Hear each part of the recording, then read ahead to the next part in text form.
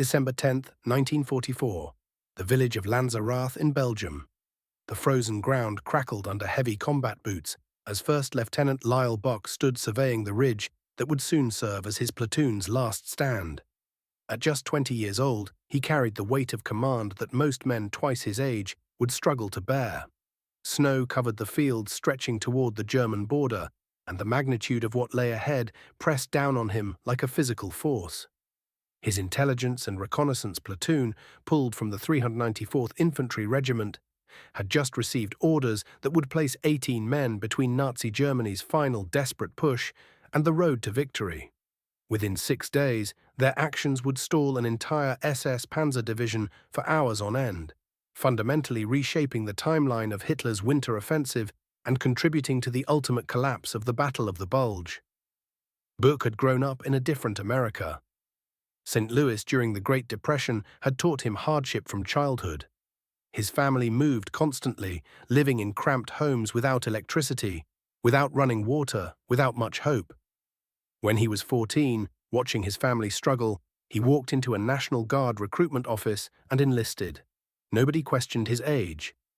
For $1 per drill, young Lyle Bock became a soldier. By 16, he'd worked his way up to supply sergeant, earning more than his civilian friends and sending every cent home to help feed his 4 siblings. That poverty, that desperation to help, had forged something unbreakable inside him.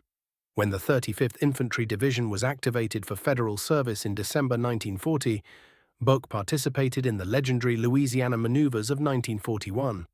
His superiors noticed his talent for organization and leadership. After Pearl Harbor shattered the nation's peace, he volunteered immediately for officer candidate school. Fort Benning, Georgia became his crucible for 4 months of brutal training. On August 25, 1942, he graduated 4th in his class of 57. His gift for teaching combat tactics earned him an instructor position, where he spent the next year preparing other young officers for war. Then came the transfer to the 99th Infantry Division for deployment to Europe. The 99th arrived at Le Havre, France in early November 1944, green troops untested in actual combat, sent to what everyone believed was a quiet sector. The Allied momentum since D-Day had been relentless. Paris had fallen in August, Brussels in September. The rhythm of victory seemed endless. The Ardennes region, dense with forests and treacherous terrain, was considered a rest area where fresh divisions could gather themselves before the real fighting resumed. By mid-November, the 99th relieved the veteran 60th Regiment of the 9th Infantry Division. The sector was quiet. Too quiet. Bock took command of the intelligence and reconnaissance platoon attached to the 394th Infantry Regiment. These men were selected for their marksmanship and physical conditioning. Some had been college students before the war, part of the Army Specialized Training Program before it was terminated to provide infantry replacements. The platoon normally consisted of 25 men organized into 2 9-man reconnaissance squads and a 7-man headquarters section. Their mission was clear and dangerous. They conducted patrols deep into German-held territory, captured enemy prisoners for interrogation, fixed enemy positions, and served as the regimental commander's eyes and ears. They were not trained for sustained combat. They were scouts, spies in uniform, meant to gather information and disappear into shadow. For weeks they established observation posts and crept through snow-clogged terrain obscured by fog, sometimes penetrating 2 miles behind German positions. On these dangerous missions, they captured German soldiers and brought them back for questioning. The work was terrifying but vital. Bock and several of his men earned the Combat Infantryman badge for their actions. Casualties had been light, and the German forces opposite them seemed content to hold their positions along the Siegfried Line without aggressive action. On December 10th, everything changed. Major Robert Kreis, commanding officer of the 394th Infantry Regiment, summoned Bock to regimental headquarters with new orders. The platoon was to move immediately to positions near the village of Lanzerath, approximately 6 miles southeast of their current location at Hunningen. Lanzerath was a tiny hamlet of just 23 homes and a church, sitting at a critical road junction in the northern part of the Losheim Gap. This 5-mile gap between the 99th Infantry Division to the north and the 106th Infantry Division to the south, represented a significant vulnerability in the American defensive line. Intelligence had noted increased German activity. The platoon would be sent to plug that gap and provide early warning. Behind them lay roads that could give German forces rapid access to the American rear, potentially flanking the thinly spread divisions defending this sector. As Burke studied his maps, the reality of the assignment crystallized. His platoon, nominally 25 men but currently reduced to 18 due to detachments to regimental operations, was being asked to defend a 5-mile gap in the front line. The only reserve was the 3rd Battalion of the 394th Regiment, stationed several miles to the rear. If Germans came through Lanzerath in force, his 18 men would be alone. The tactical situation proved even more complex. The Intelligence and Reconnaissance Platoon would be attached to Task Force X, a small unit from the 820th Tank Destroyer Battalion consisting of 55 men with 4-towed 3-inch guns. Additionally, 22 men from the 820th 2nd Reconnaissance Platoon, mounted on an armored half-track, and 2 jeeps would be positioned in the village. On paper, this seemed reasonable. In reality, the units had never trained together and lacked unified command. The platoon arrived at Lanzerath on December 10th and immediately began fortifying their position.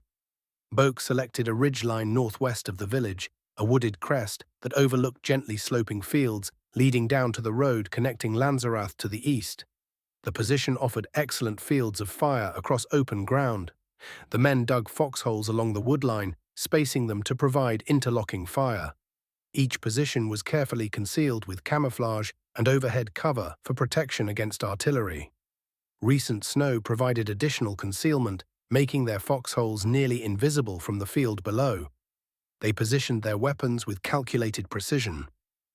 30-caliber machine guns covered the main approaches. Boak had personally procured a Jeep-mounted .50 caliber heavy machine gun, an impressive weapon that could tear through enemy formations at long range. This heavy weapon was positioned to interdict reinforcements approaching from the south, while remaining protected from direct fire. The platoon zeroed all weapons on a farm fence approximately 100 yards away, creating a predetermined kill zone. Tripwires connected to empty cans filled with rocks were set to detect infiltrators attempting night approaches through the woods. They established communications with battalion headquarters via telephone landline and maintained radio contact with regimental headquarters. The men settled into their frozen foxholes and waited. The temperature plummeted well below freezing. A bitter wind swept across the ridge, interspersed with snowfall. 4 to 5 inches of snow blanketed the position, further camouflaging their foxholes. The cold was brutal, but the men endured. They were young, most in their late teens or early 20s, far from home, defending a ridge in Belgium that few could have located on a map before the war. For 5 days they watched and waited. German activity across the border increased noticeably. On the night of December 15th, Boak and his men heard the rumble of vehicles moving in the darkness to the east. Something was building. Reports came in from other units of unusual enemy movements. The Germans were bringing up reinforcements, massing forces along the Siegfried Line. American commanders interpreted this as defensive preparations, expecting a German response to the ongoing American attack toward the Rohr River Dam further north. A major German offensive seemed remote. The Wehrmacht was beaten. It was depleted and exhausted, or so American intelligence believed. At 5:30 on the morning of December 16, 1944, the world erupted. A massive artillery barrage opened fire along an 80-mile front as 1,600 German artillery pieces unleashed destruction simultaneously. This was the opening move of Operation Wacht am Rhein, Hitler's last great gamble in the West. The objective was breathtaking in ambition. Break through American lines in the Ardennes, drive to the Meuse River, capture the vital port of Antwerp, split the Allied armies, and force a negotiated peace that would allow Germany to concentrate all remaining strength against the Soviet Union. Hitler had scraped together his last reserves, 3 entire armies, including elite SS panzer divisions that had been refitted and reinforced, would smash through what Hitler believed was a weak sector held by inexperienced troops. The artillery barrage lasted 90 minutes. Shells crashed down across the entire front, targeting command posts, communication lines, and forward positions. Boak's men huddled in their foxholes as the forest around them erupted in explosions. Tree branches shattered and fell. The concussion of near misses hammered their bodies. The frozen ground shook with each detonation. Yet remarkably, the barrage was not particularly effective against their well-prepared positions. The Germans were firing blind, unable to pinpoint the exact location of the American foxholes. When the barrage lifted at 7 o'clock, the men emerged from their holes shaken but unharmed. The telephone line to battalion headquarters had been severed, but their radio still functioned. As dawn broke over the snow-covered landscape, the platoon watched in growing alarm as Task Force X withdrew from Lanzerath. The tank destroyers and reconnaissance unit that had been their primary support pulled back without explanation and without informing Boak. His platoon was now completely alone, the only American unit between the German border and the rear areas of the 99th Infantry Division. Through the early morning mist, Boak observed movement to the east. Soldiers were forming up, hundreds of them, far more than his intelligence briefings had suggested were in the area. He radioed regimental headquarters and requested permission to withdraw, to conduct a fighting retreat and delay the enemy while preserving his force. The response came back immediately and unequivocally. Remain in position. Reinforcements from the 3rd Battalion would come forward. Hold at all costs. At approximately 8 o'clock, 3 men from the platoon, Sergeant William Sloan, Private James Silverler, and Technician 5th Grade Sam Jenkins, moved down to establish an observation post in a house on the eastern edge of Lanzerath that had been abandoned by Task Force X. Burke accompanied them to make a final assessment. What he saw through the early morning light made his blood run cold. A column of approximately 500 German soldiers was marching toward Lanzerath from the direction of Losheim. Their distinctive helmet silhouettes identified them as Fallschirmjäger, German paratroopers, among the elite troops Germany could still field. These were not the exhausted, demoralized soldiers that American intelligence had described. These were seasoned soldiers who knew combat. They moved with the kind of discipline that comes from experience, advancing methodically because they believed they'd achieve what they'd been promised. A clean breakthrough that would shatter American lines wide open. Buck and his observation team scrambled backward to the ridge and immediately sounded the alarm. They faced 500 German paratroopers. The Americans could muster 18 soldiers. The mathematics were stark: 28 enemy soldiers for every American defender. Everything Buck had learned in his military training screamed at him to pull back, to avoid getting trapped against impossible odds. But his orders were unmistakable: hold the line no matter what. The German column poured into Lanzaroth and began sweeping through the narrow streets. An elderly Belgian woman, terrified by the sight of German troops flowing into her village, made her way toward a cluster of German officers standing near a cafe. She spoke to them urgently, her hands pointing toward the ridge where American soldiers lay hidden in their foxholes. Whether she meant to give away the American position or simply hoped to save her village from destruction, nobody would ever know for certain.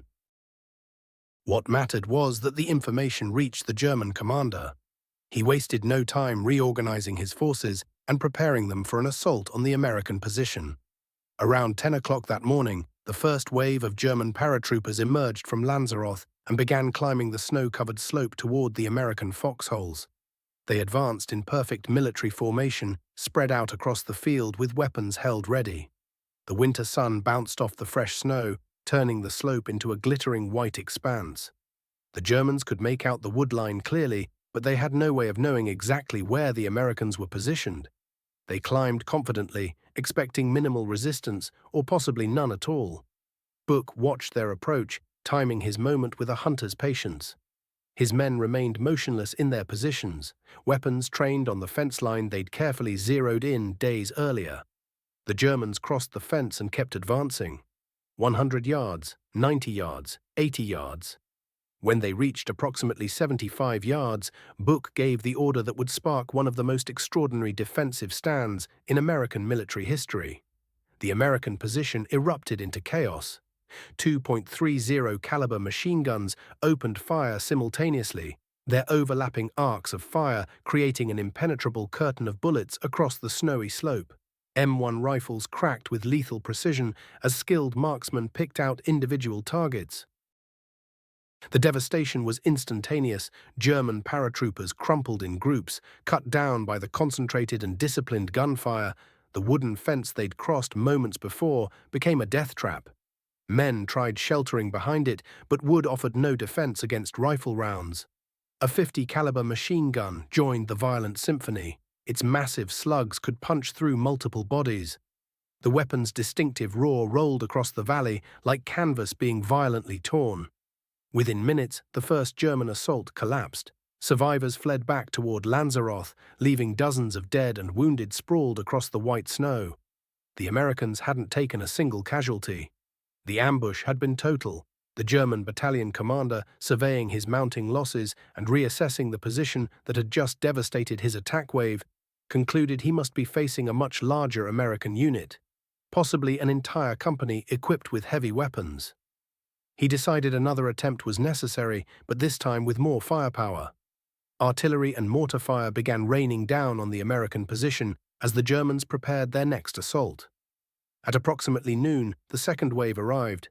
More German paratroopers emerged from Lanzarote, moving with greater caution this time, using the terrain for cover, laying down suppressing fire as they advanced. The American position once again exploded with defensive fire. The machine guns swept across the attacking groups. Riflemen engaged individual targets with the precise accuracy that had earned them places in the reconnaissance platoon. The 50-caliber machine gun hammered clusters of Germans trying to bunch up for a rush toward the American foxholes. The second attack shattered against the defenders' disciplined fire. German losses multiplied. The snow became streaked with blood, dead bodies marked where soldiers had fallen, grim evidence of American marksmanship. The Germans pulled back, but this time they maintained a steady barrage. Guns positioned in Lanzarote poured fire into the American tree line. Mortar rounds continued falling, trying to kill or silence the defenders. The situation grew dire. Ammunition was being consumed at an unsustainable pace. Shrapnel had wounded several men. The Germans were learning the position's layout with each assault attempt. Sooner or later they'd find the weak spots, circle around and trap them. Book radioed regimental headquarters once more, describing the dire situation and requesting permission to withdraw before they got surrounded. The answer remained the same: hold your ground, help is on the way. Around 2 o'clock in the afternoon, the Germans launched their third major assault. This time they committed more forces and attacked with greater fury. The American defenders unleashed withering fire at the advancing Germans, but the sheer mass of attackers was starting to overwhelm them. Private Billy Queen, one of 4 forward artillery observers attached to the platoon, was in his position when a German round struck him in the abdomen. He fell with a cry. With no medic present and no medical equipment, his fellow soldiers could only try to ease his suffering. Queen died minutes later, becoming the only American casualty of the entire day's fighting. Sergeant William Slapp took control of the 50-caliber machine gun just as the third assault reached its climax. He poured burst after burst into the German formations, fighting the weapon's violent recoil. He fired without stopping until the barrel began glowing red from the extreme heat. The intense temperature caused rounds to ignite inside the chamber on their own. Then the barrel warped from the searing heat and the weapon jammed completely. The platoon lost its most devastating weapon right when the battle peaked. Yet somehow the third German assault still collapsed. The paratroopers retreated once again, their losses mounting even higher. The slope in front of the American foxholes looked like a battlefield graveyard. German bodies and wounded men covered the snow. The German battalion commander now faced a grim calculation. His unit had absorbed at least 92 confirmed casualties, severely weakening his fighting strength. He'd been ordered to clear this route hours ago to let follow-on forces advance. Instead, his regiment was pinned down by what he still believed was a large American force. He ordered his men to stop the frontal assaults and instead search for a way around the American flanks while keeping up fire to suppress them. As darkness fell, the American situation became desperate. They'd been fighting continuously for nearly 10 hours without relief. Ammunition was critically depleted. Nearly every man carried wounds of varying severity. Contact with higher command had been severed. The 50 caliber lay destroyed. The Germans were finally maneuvering to attack from the sides. As evening descended, German paratroopers finally managed to work their way around the American flanks. Groups of roughly 50 German soldiers penetrated the perimeter from multiple directions. Fighting erupted in individual foxholes, with men grappling at close quarters, but the end was inevitable. The Germans swept systematically from one position to the next, overwhelming each one. A German soldier fired at Buch's position, the bullet striking his fellow soldier in the leg and severely wounding him. Buch was captured at gunpoint. Within the hour, every surviving member of the platoon had been overrun. 15 men were taken prisoner immediately. 2 others, Privates Jenkins and Preston, had been sent to regimental headquarters earlier that day to request reinforcements. They'd be captured the following day. 3 men, Robinson, McGee, and Silvola, had been cut off earlier and managed to escape toward Losheim Gap, eventually making their way back to American lines. The fighting at Lanzarote Ridge had ended. The 18 men of the reconnaissance platoon, plus 4 forward artillery observers, had held off an entire German battalion of approximately 500 paratroopers throughout nearly a complete day. They'd inflicted 92 confirmed German casualties while suffering just 1 killed and 14 wounded before finally being overwhelmed. But they'd accomplished something far more valuable than casualty figures. They'd delayed the entire German offensive in the northern sector by nearly 20 hours. As the captured Americans were gathered in Lanzarote and treated for their injuries by German medics who'd established aid stations in village houses, the true significance of what had happened began to emerge. The German 9th Fallschirmjäger Regiment, battered and depleted from hours of fighting against this small American force, made no effort to continue advancing that night. They'd suffered terrible losses, and their commander worried that the woods ahead were filled with more American troops and possibly tanks. The cautious choice to stop and reorganize rather than push forward in darkness would ripple through the entire German offensive. Around midnight, approximately 12 hours behind their timetable, a German armored column finally arrived in Lanzarote. This was Kampfgruppe Piper, the most formidable armored unit in the entire German operation. Under the command of SS Obersturmbannführer Joachim Piper, this force consisted of roughly 4,800 men and 800 vehicles, including 117 tanks among them, several being the dreaded Tiger and King Tiger heavy tanks. Piper's role was absolutely crucial to the operation's success. He had to reach the Meuse River, seize the bridges, and hold them for other units. Time was everything. The schedule had him reaching the Meuse on day 1. Instead, he found himself blocked behind an exhausted parachute regiment that had spent the entire day fighting a small American platoon. Piper was enraged. He confronted Oberst Helmut von Hoffmann, commander of the 9th Fallschirmjäger Regiment, in a furious confrontation that American prisoners witnessed. Piper demanded answers. Why had they stopped? Why hadn't they cleared the route? Why hadn't they reconnoitered the woods to check for additional American forces? Hoffmann, outranked despite his superior formal rank, attempted to explain his regiment had taken catastrophic losses, that the Americans fought harder than anticipated, that his exhausted men needed rest. Piper dismissed these excuses. He personally led a reconnaissance patrol with his own troops and discovered the woods were empty. The American force that had held up the entire German schedule had been nothing but 18 men. By the time this reality became clear and Kampfgruppe Piper resumed moving forward, it was 4:30 on the morning of December 17th, more than 18 hours behind schedule. This delay would prove devastating to German plans. The offensive's rigid timetable demanded precise timing. Delayed units created massive traffic jams on the narrow roads. Follow-up forces accumulated behind the bottleneck at Lanzarote. American commanders, initially caught off guard by the offensive, used the precious hours purchased by Buch's platoon to move reinforcements into critical sectors. The 1st Infantry Division, 2nd Infantry Division, elements of the 7th Armored Division, and eventually the 82nd and 101st Airborne Divisions moved into defensive positions. By the time Kampfgruppe Piper finally broke through and advanced toward the Meuse, they encountered increasingly strong resistance. Piper's formation did achieve spectacular success in the offensive's early days. They captured American positions at Honsfeld and Bullingen, seizing vital fuel supplies. On December 17th, near the Borneo crossroads, units under Piper's command committed one of the war's most infamous atrocities, murdering approximately 84 American prisoners in what history would remember as the Malmedy Massacre. The formation pressed onward toward Stavelot, crossing the Amblève River on December 18th, driving progressively deeper into American territory. There was a moment when victory seemed within Piper's grasp. The objective gleamed before him, almost tangible. But that 18-hour standoff at Lanzerath had changed everything. American commanders now had precious time to position their forces. 3 divisions converged like a closing fist. Elements of the 30th Infantry, the 82nd Airborne, and the 3rd Armored all rushing to intercept his advance. The landscape itself became an enemy.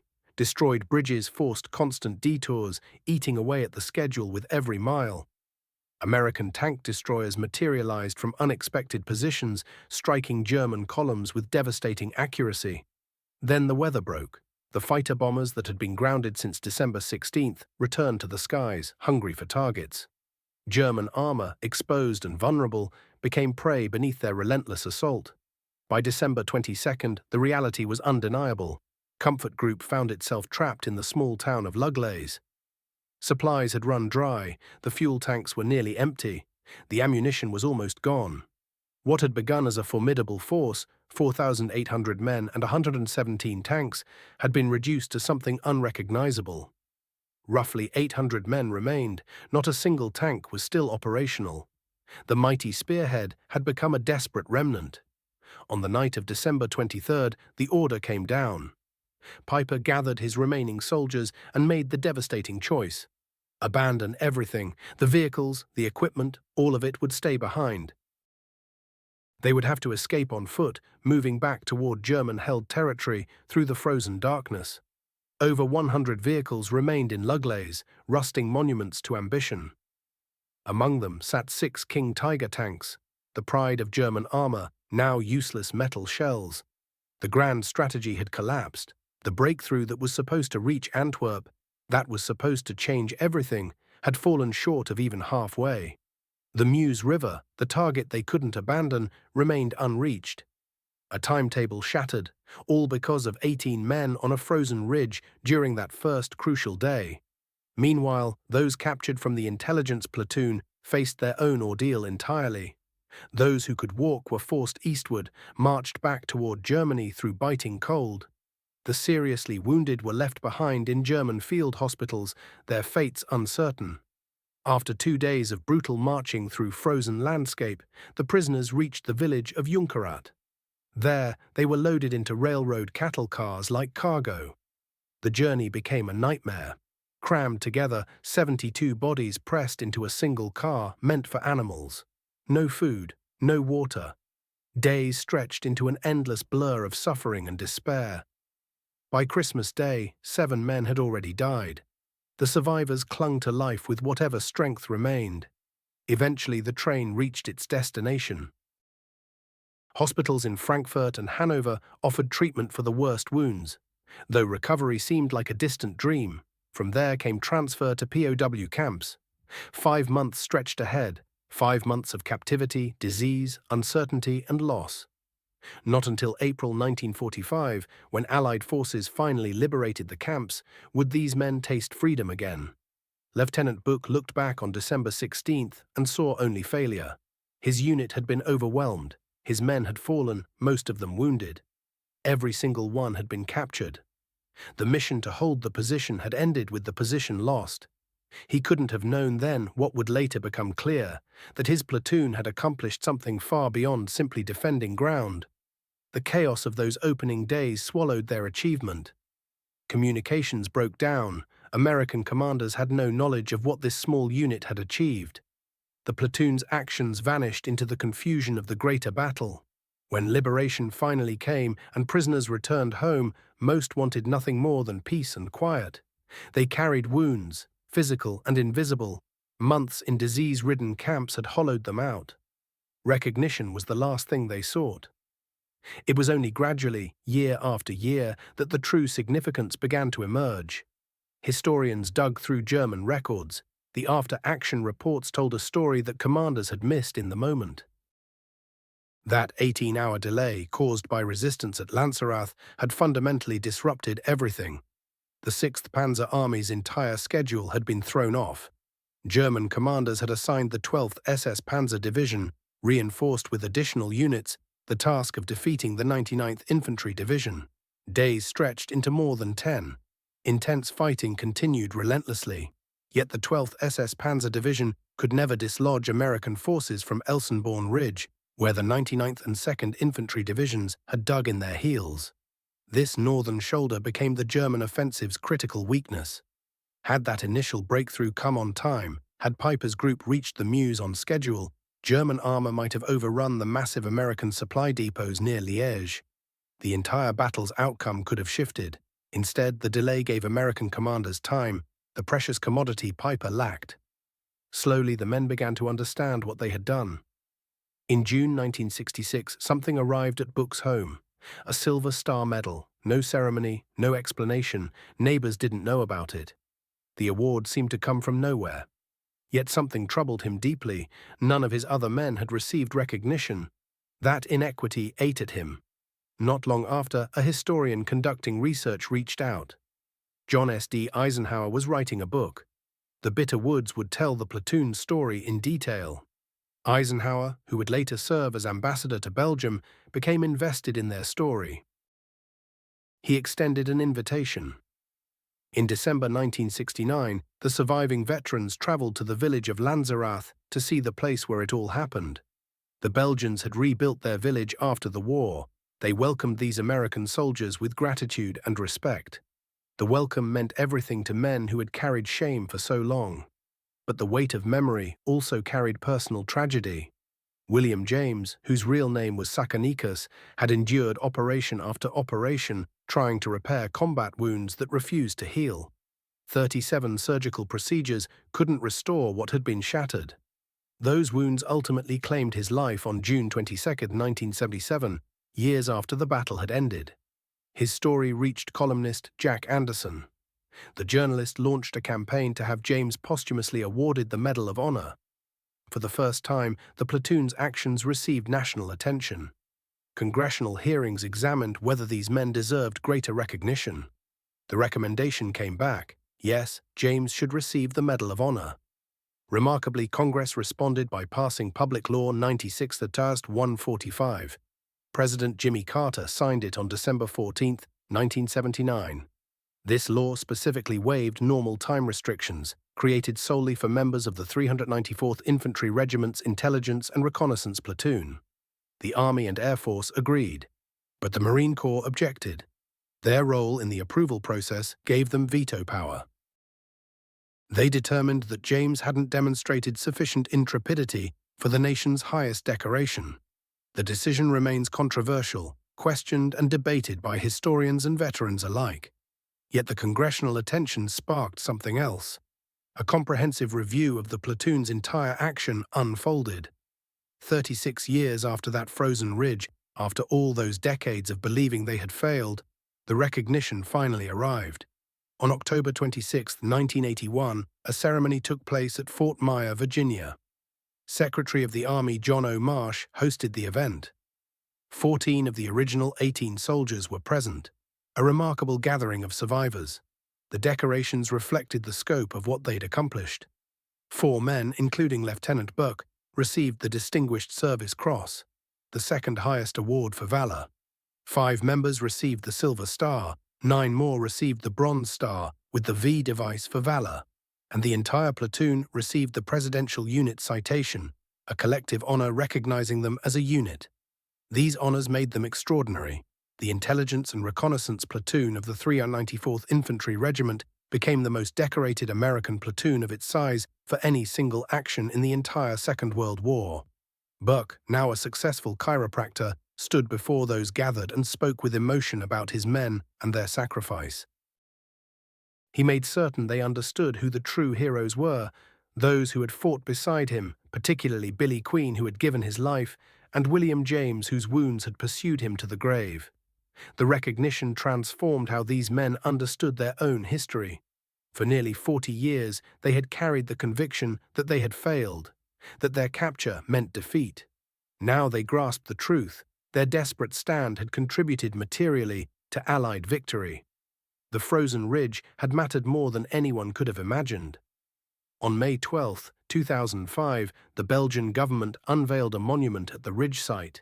A simple stone marker, dignified and permanent, honors all who fought there on December 16, 1944. The inscription records the facts plainly. 18 American soldiers held this position against 500 German paratroopers, delaying an entire SS Panzer Division's advance and contributing to Allied victory in the Battle of the Bulge.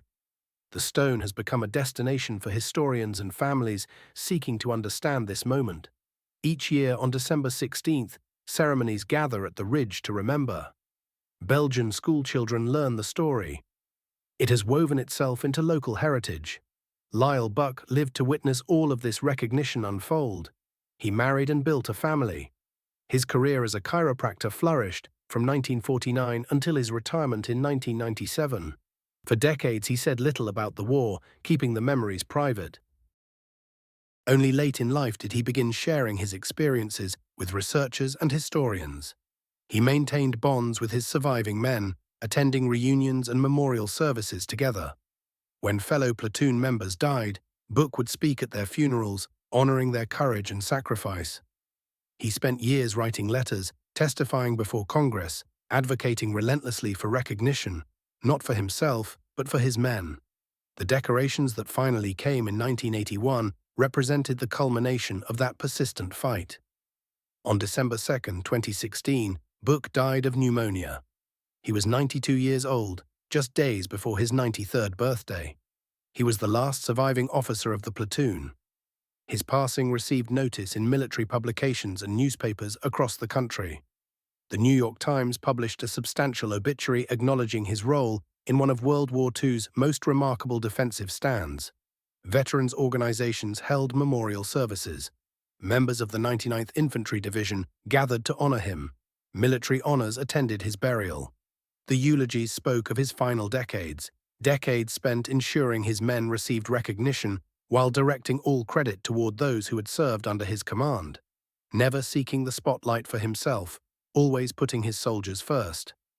The Battle of Lanzerath Ridge remains one of the most remarkable small unit actions in American military history. 18 soldiers under a 20-year-old officer held 500 enemy troops at bay for nearly an entire day. They inflicted 92 confirmed casualties while suffering 1 killed and 14 wounded before finally being overwhelmed. More importantly, they delayed the entire German 6th Panzer Army advance for 18 critical hours at the offensive's opening moment. That delay rippled outward with consequences impossible to ignore. American forces gained time to respond to the surprise attack. Reinforcements rushed to threatened sectors.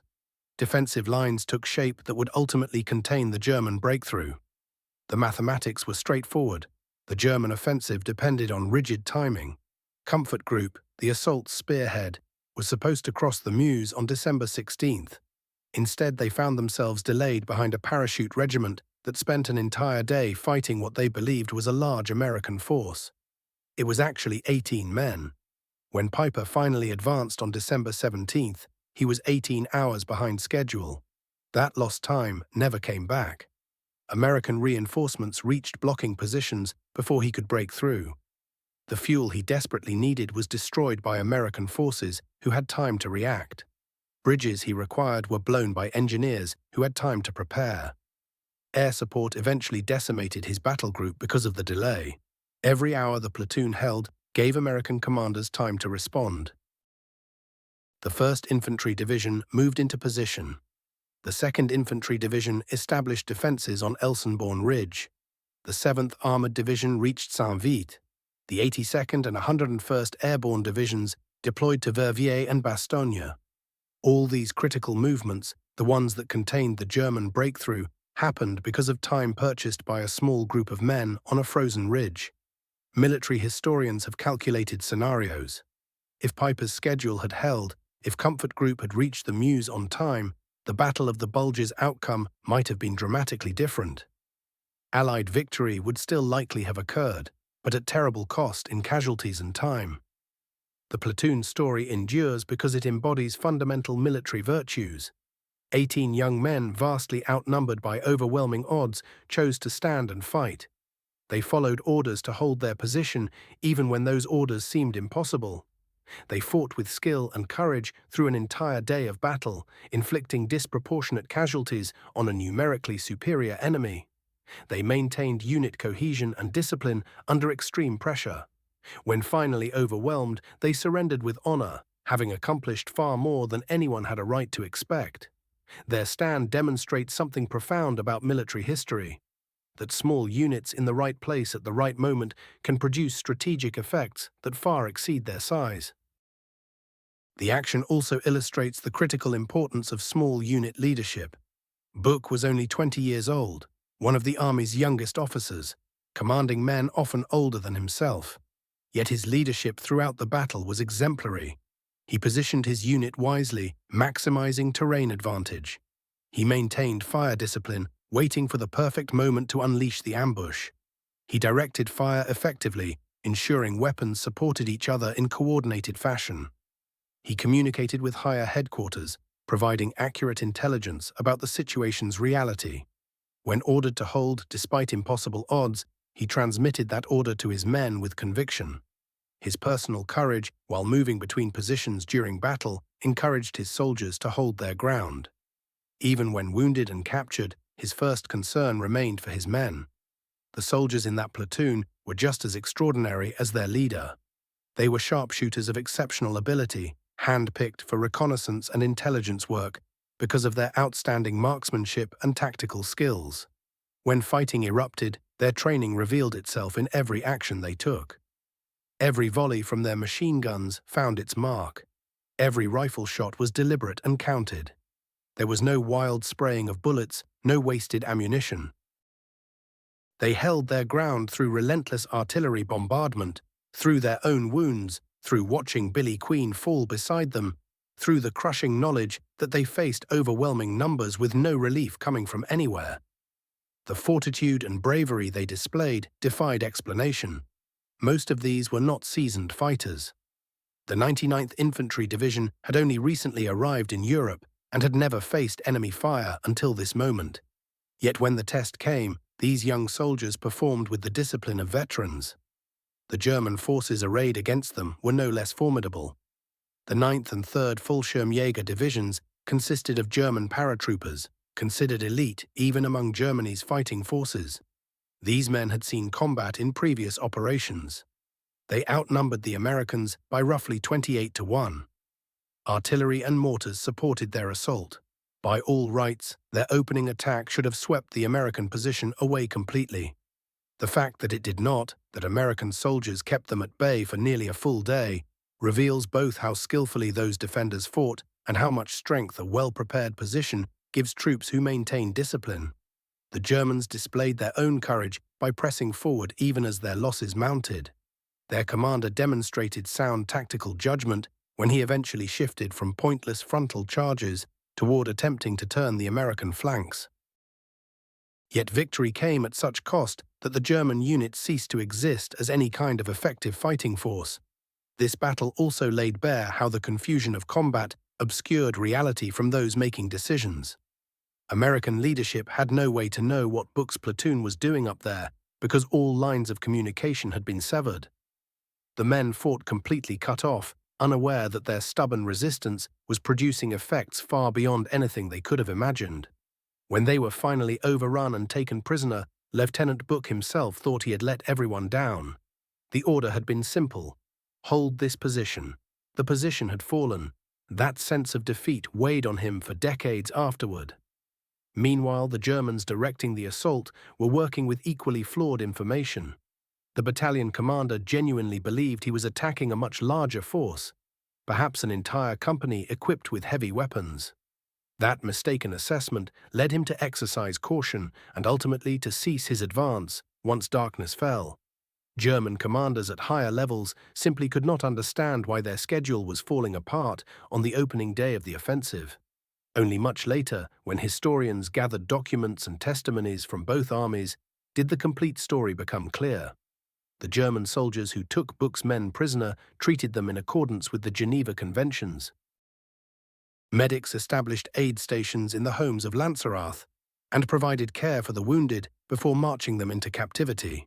This contrasts sharply with what happened the very next day when soldiers under SS officer Joachim Peiper executed American prisoners at Malmedy.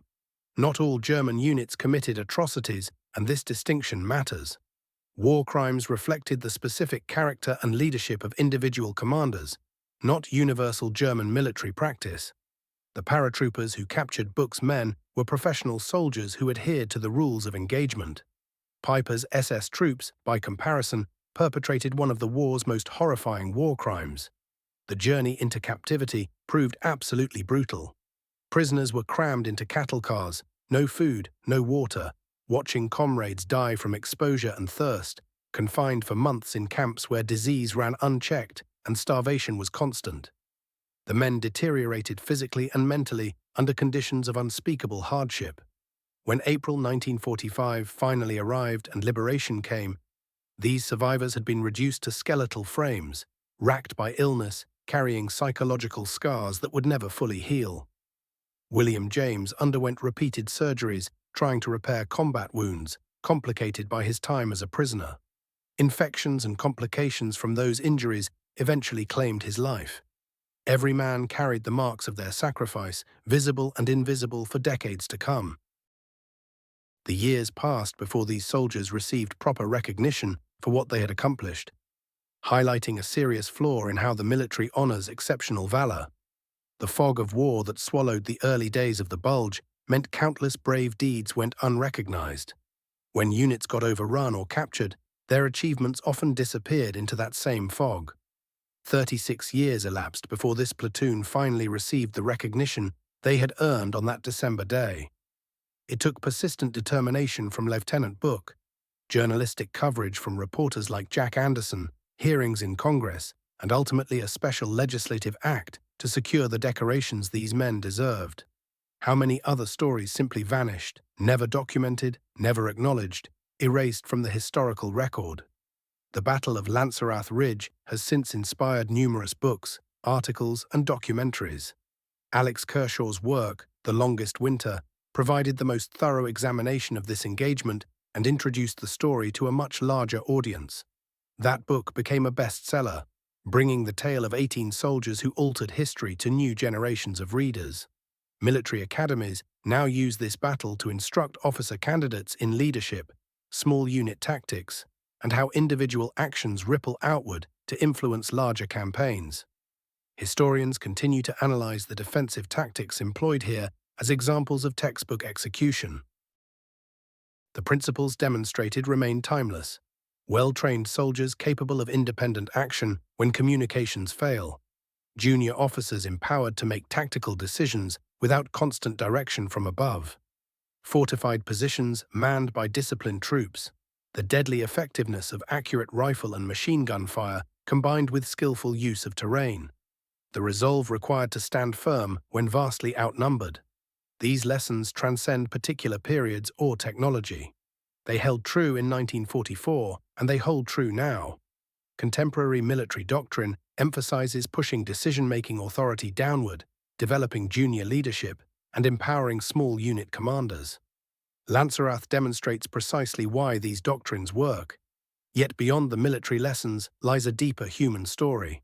These were not mythical warriors, but ordinary American boys thrust into extraordinary circumstances. Lyle Buch had enlisted at 14 so he could contribute to his family's survival during the Depression. Many of his soldiers had been college students before the war.